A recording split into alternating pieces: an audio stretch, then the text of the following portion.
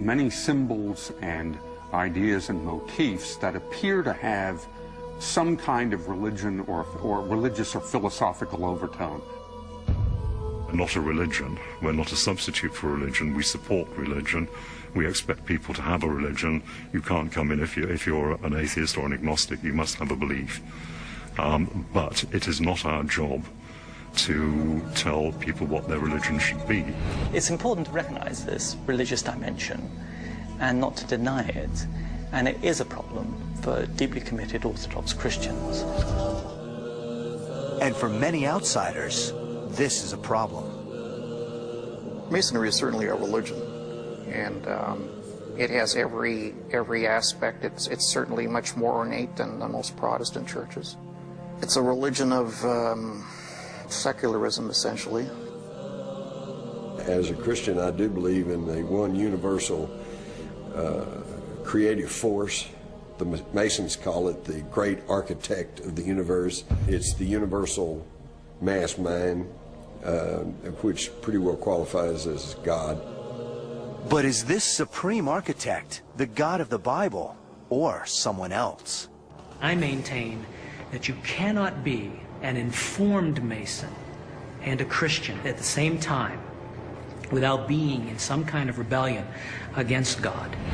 It's a conflict between Jesus, Christ, and Satan. This fanciful claim is supposedly proven by Masonic references to pagan Egypt.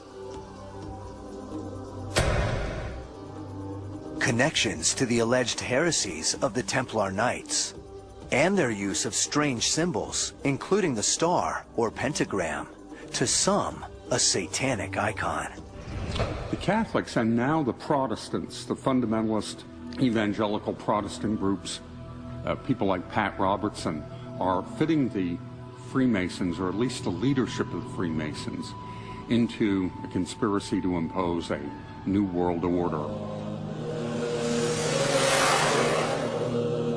Is all the talk of harmless rituals and wholesome values just a smokescreen for something darker? Some point to moments in history where the Masons have been accused of monstrous acts. And one of them involves the most notorious mass murderer of them all. Is history made in secret? The pyramids, Solomon's Temple, the Templar Knights. Is there a link between these and other historical landmarks forged by the Freemasons? Are they more than builders? Are they the architects of an ancient conspiracy to control the world? At first glance, they appear innocuous, a social club that encourages brotherhood, community, and personal improvement. But is this a facade for something more sinister?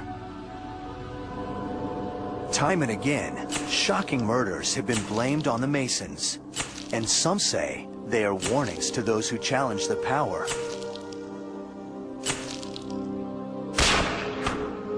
Or betray their secrets. Some even link a Masonic conspiracy to the most notorious murderer of all time. I suppose one of the areas where we have and continue from time to time to be brought into conspiracy theory is the Drach the Ripper saga. In 1888, 5 women were knifed to death in the streets of London. Their throats slit, bodies mutilated, internal organs removed. And though these deaths took place in London, the assassin was never identified. For a few conspiracy theorists, the methods of Jack the Ripper point to the Masons. At 1:44 a.m. on the 30th of September 1888, the body of Catherine Eddowes was found in a corner of Mitre Square. The mutilations to her face and to her body were fairly extreme.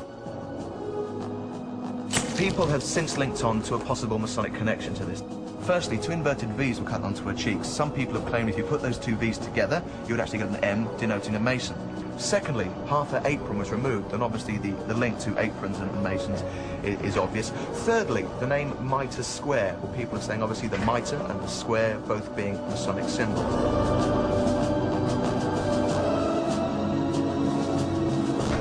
And according to the conspiracy theory, when the police entered the picture, the Masonic connection only deepened. At 2:55, just an hour and 10 minutes after the murder of Catherine Eddowes in Mitre Square, PC Alfred Long was walking up Goulston Street. He found half a white apron. Jack had cut it away from the body and used it to wipe his knife clean and wipe his hands whilst running away from the murder scene. But it was what was found next to the apron that's since become the stuff of legend. There was an inscription apparently left on the wall, and it was something to the effect that it was the Jewes, J-U-W-E-S, that did it. In the American Masonic rituals, there is in one part of one of the ceremonies reference to a group of 3 people who were titled Jubilo, Jubilar, Jubilum. These 3 so-called Jews were the men who wanted to force the secrets of a master Mason from Hiram Abiff. What's more, when the inscription was discovered, it was promptly destroyed on the orders of a Freemason. The key thing which was supposed to be it, and it's where the one Freemason who was involved, the commissioner of the Metropolitan Police. The charge is that Police Commissioner Charles Warren, himself a Mason, had the inscription removed to cover up evidence of a Masonic involvement.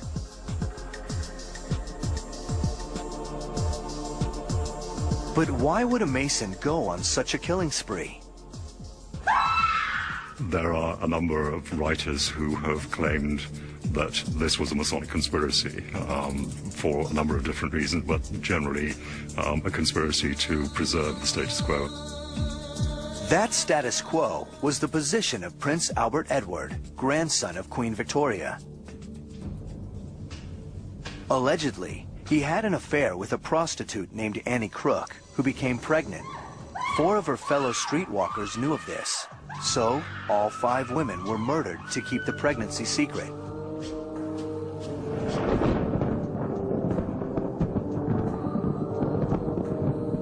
And the man who supposedly did it, Dr. William Gall, was the Queen's private physician. He was also a Freemason. Did a royalty-connected Mason surface into the public spotlight just long enough to protect a friendly prince? Is this how they operate, and why they've endured for so long? Freemason legends portray the craft as quietly existing for thousands of years.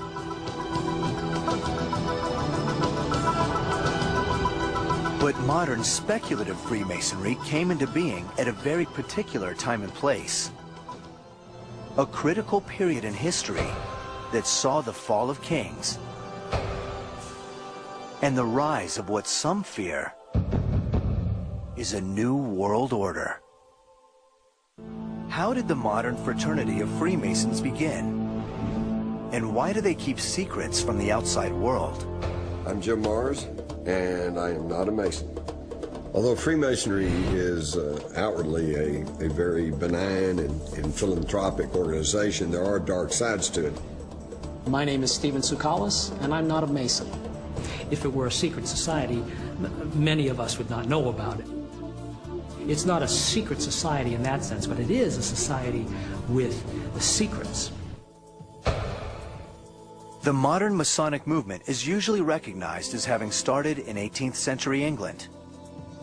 The Grand Lodge of England was founded in 1717 in London. Near St. Paul's Cathedral, a group of gentlemen convene at a pub called the Goose and Gridiron and formally pledge their allegiance to a club they call the Freemasons.